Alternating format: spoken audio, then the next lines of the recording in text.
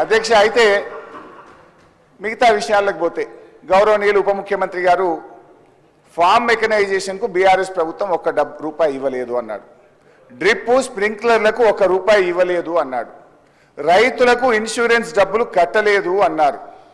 నేను మెస్ ఛార్జీలు SC ST BC పిల్లలకు పెంచలేదు అన్నారు. సభలోని ఇప్పుడే మాట్లాడారు. దీని మీద I want to challenge the minister. ఎందుకంటే అన్నం ఉడికిందా లేదా చూడాలంటే ఒక మెతుకు ముట్టుకుంటే చాలు.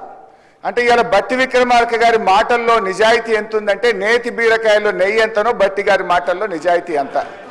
నేను ఉత్తుత్తగా మాట్లాడతలేను. ఈ మాటల మీద నేను ఇప్పుడే నా రాజీనామా లేఖను స్పీకర్ ఫార్మెట్లో మీకు ఇస్తా. ఒకవేళ ఇవన్నీ వీటికి మేము ఇచ్చుండకపోతే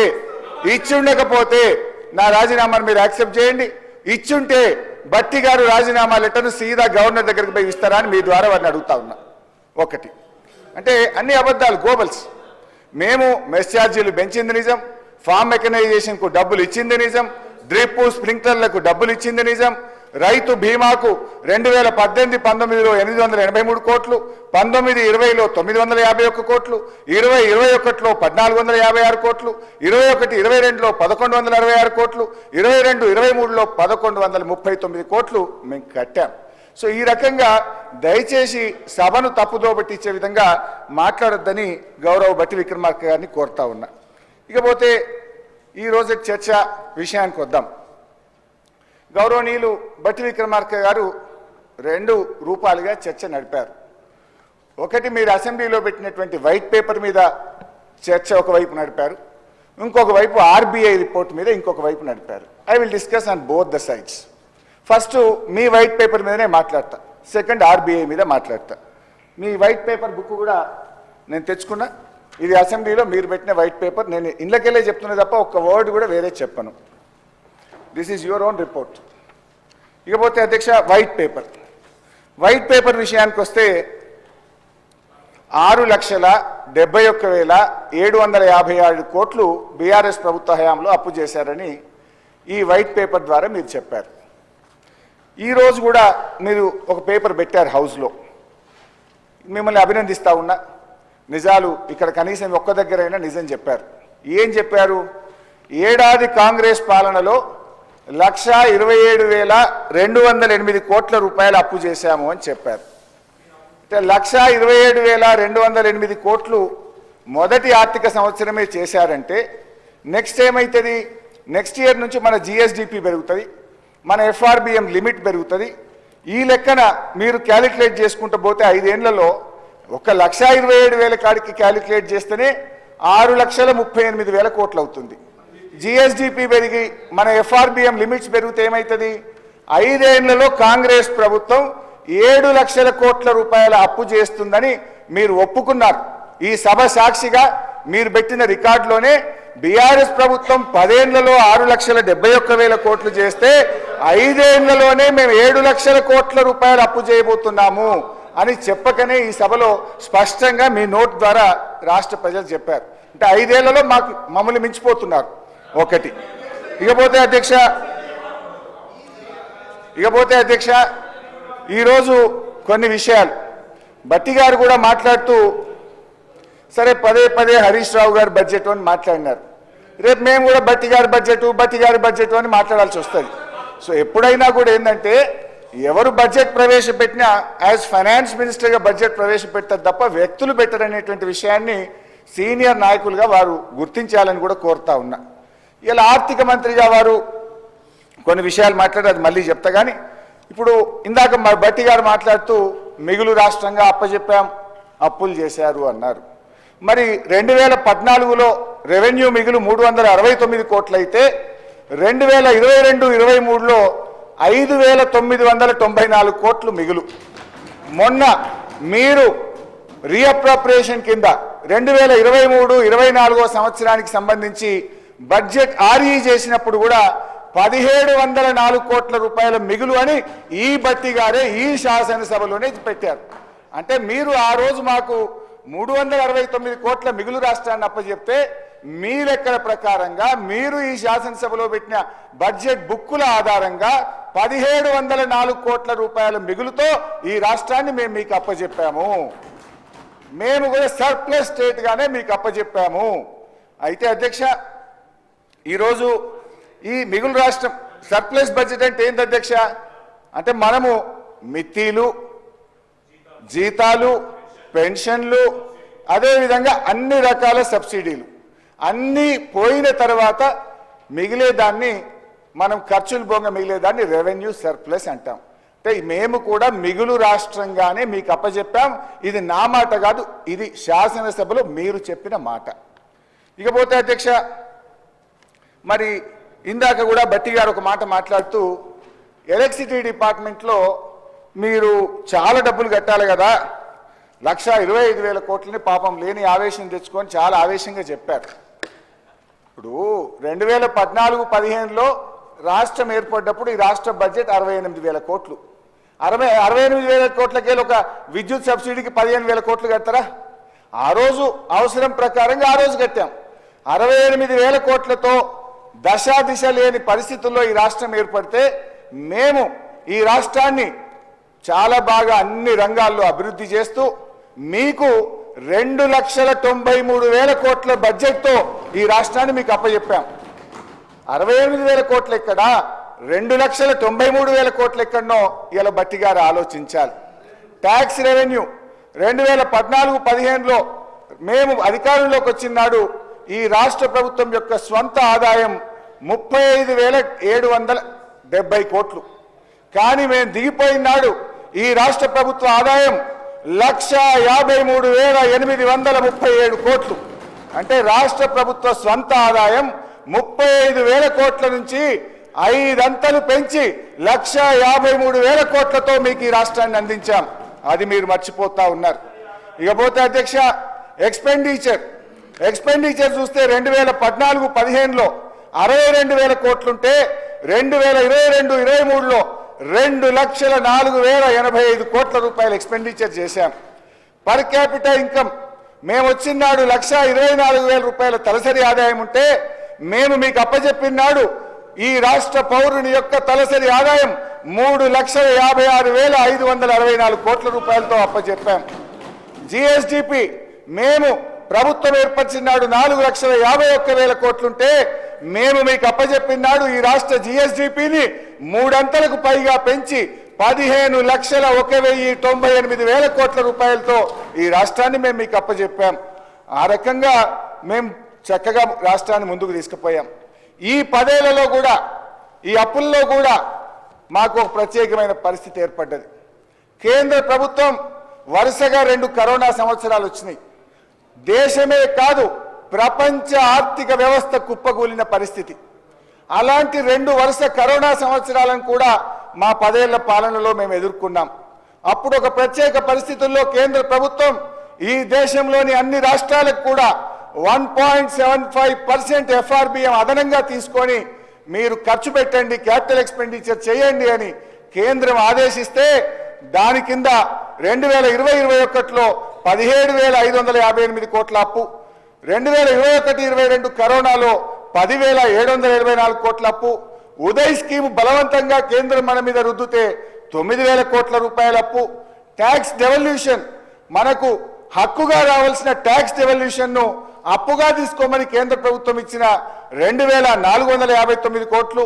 ఇవన్నీ కలిపితే దాదాపు 40,000 కోట్ల రూపాయలు కరోనా వల్ల కేంద్ర ప్రభుత్వ నిర్ణయాల వల్ల ఈ రాష్ట్రం మీద అదనంగా అప్పుల భారం వచ్చింది కూడా దీంట్లో భాగమని కూడా వారు ఈరోజు గమనించాల్సినటువంటి అవసరం ఉంది. ఇకపోతే అధ్యక్ష, బట్టి గారు నేను మొదలై చెప్పాను, 2 భాగాలుగా చెప్పారు. ఒకటి మీరు చెప్పిన లెక్కలు, 2 ఆర్బీఐ లెక్కలు. నేను మీరు చెప్పిన లెక్కలు వైట్ పేపర్ లెక్కలకే వస్తూ ఉన్నాయి. వైట్ పేపర్ లెక్కలకు వస్తే అధ్యక్ష, మీరు తెలంగాణ రాష్ట్ర ప్రభుత్వ అప్పు 6,71,000 కోట్లని చెప్పారు. అయితే అది మేమేమంటున్నామంటే విచ్ ఈజ్ నాట్ కరెక్ట్ అని మేము అంటున్నాం. ఎట్లా నాట్ కరెక్ట్ అంటున్నాం అది నేను వివరించదలుచుకున్నా మీకు ఇప్పుడు. ఎందుకంటే ఈ 6,71,000 కోట్లలో రాష్ట్ర ప్రభుత్వం ఏర్పడే నాటికి, మేము ప్రభుత్వం చేపట్టే నాటికే 72,658 కోట్లు అప్పటి ఆంధ్రప్రదేశ్ అప్పు వారసత్వంగా మాకు వచ్చింది ఒకటి. రెండు, వివిధ సంస్థలకు గ్యారంటీల రూపంలో అప్పటి రాష్ట్ర ప్రభుత్వం ఇచ్చిన అప్పు 15,000 కోట్ల రూపాయలు కూడా మాకు వచ్చింది. మూడు, ఈ 6,71,000 కోట్లలో బట్టి గారి తెలివితేటలకు మేధస్సుకు మొక్కాలి. ఎందుకంటే మీరు ప్రభుత్వం వచ్చింది డిసెంబర్ 7, 2023, కానీ బీఆర్ఎస్ పార్టీ అప్పుల్లో ఎప్పటిదాకా పెట్టిండ్రు? మార్చి 31, 2024 దాకా మీరు చేసిన అప్పులు కూడా మాకే కలిపినావు నాయన నువ్వు. అది ఎంత అంటే 15,118 కోట్లు. కాంగ్రెస్ ప్రభుత్వం అధికారంలోకి వచ్చినాక తీసుకున్న అప్పు 15,118 మాకే కలిపిండ్రు. 72,000 కోట్లు ఉమ్మడి ఆంధ్రప్రదేశ్ నుంచి వారసత్వంగా వచ్చింది, మా ఖాతాలనే వేసిండ్రు. రెండు కలిపితే 87,776 కోట్లు. ఈ 87,776 కోట్లు మాకు సంబంధమా? ఇది బీఆర్ఎస్ అప్పు కాదు కదా, అది వారసత్వంగా వచ్చింది ఒకటైతే, మీరు ప్రభుత్వంలోకి వచ్చినాక డిసెంబర్ 7 నుంచి మార్చి 31, 2024 దాకా చేసిన అప్పును కూడా మా ఖాతాలో వేసి గోబల్స్ ప్రచారం చేసిన బట్టి గారికి అభినందనలు. ఇకపోతే అధ్యక్ష, ఇక గ్యారంటీలుగా 2014 కంటే ముందు గ్యారంటీల రూపంలో వారసత్వంగా వచ్చిన అప్పు 11,609 కోట్లు. అది 15,000 ఏమో మీరు చేసింది, వారసత్వంగా వచ్చిందేమో గ్యారంటీల రూపంలో 11,609, 15,118 బట్టి గారు చేసిన అప్పును బీఆర్ఎస్ ఖాతాలు వేసిండు, అది 15,118 బట్టి గారు అప్పది. నీ భాషలో చెప్తున్నా, ఏం చేయాలి మరి? ఇకపోతే 72,658 కోట్లేమో ఉమ్మడి ఆంధ్రప్రదేశ్ నుంచి వారసత్వంగా వచ్చిన అప్పు. ఈ మూడు జమ చేసుకోండి. ఈ మూడు కలిపితే ఎంత అయిందంటే 99,385 కోట్లు. ఈ 90 లక్ష ఎందుకు నేను కల్ప, ₹1 తక్కువనే చెప్తా. 99,385 కోట్లలో అసలు బీఆర్ఎస్ పార్టీకి ఏం సంబంధం? ఇది కూడా మా ఖాతాలు వేసి మీ యొక్క తెలివితేటలు ప్రదర్శించారు, మీకు అభినందనలు. ఇకపోతే మీరు విడుదల చేసినటువంటి వైట్ పేపర్లో, ఇందులో ఈ బుక్లో, ఇందులో మీరేం రాశారు? సరే, ఇందాక మీరు చెప్పిన కాళేశ్వరము, మిషన్ భగీరథ, గొర్రెలు తదితర అన్నీ కూడా మనమే కడుతున్నాం రాష్ట్ర ప్రభుత్వం. అవన్నీ కలిపి కార్పొరేషన్లు తీసుకొని రాష్ట్ర ప్రభుత్వం చెల్లిస్తున్న అప్పు ఎంత అంటే 1,27,208. ఐ అగ్రి, ఇది తప్పకుండా రాష్ట్ర ప్రభుత్వం కట్టాలి. దీన్ని రాష్ట్ర ప్రభుత్వ అప్పుగానే చూద్దాం. ఎఫ్ఆర్బిఎం అప్పు 389,673, కార్పొరేషన్ల అప్పు ఏదైతే రాష్ట్ర ప్రభుత్వమే చెల్లిస్తుందో అది 1,27,208.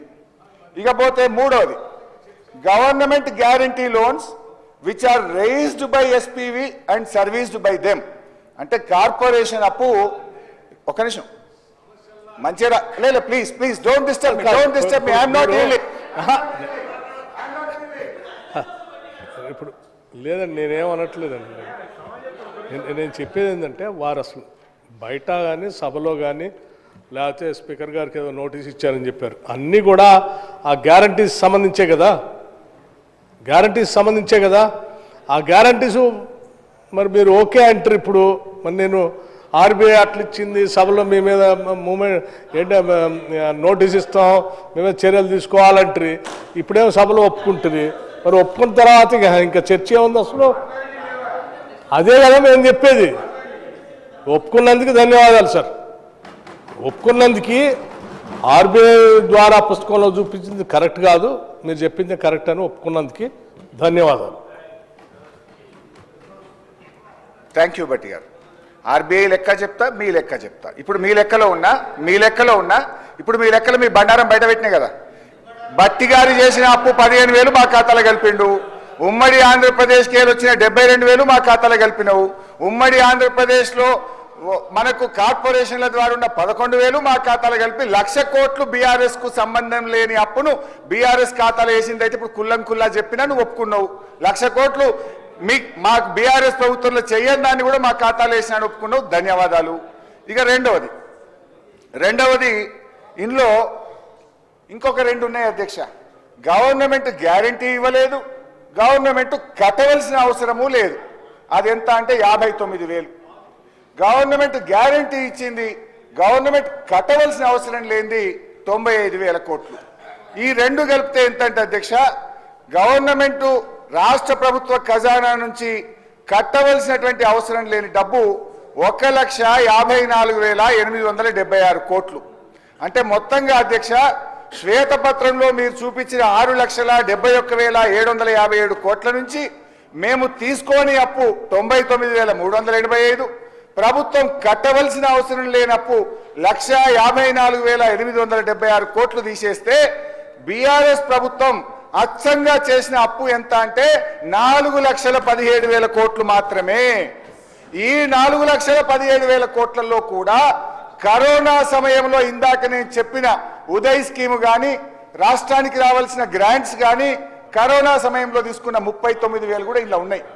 39,000 కరోనా ప్రత్యేక పరిస్థితుల్లో తీసుకున్న అప్పు కూడా కలిపి 10 ఏళ్ల బీఆర్ఎస్ పాలనలో తీసుకున్న అప్పు కేవలం 4,17,000 మాత్రమే. కానీ మీరు మొదటి సంవత్సరమే 1,27,000 చేసిండ్రు. మేము 10 ఏళ్లలో 4,17,000 మిస్లీడ్ ది హౌస్.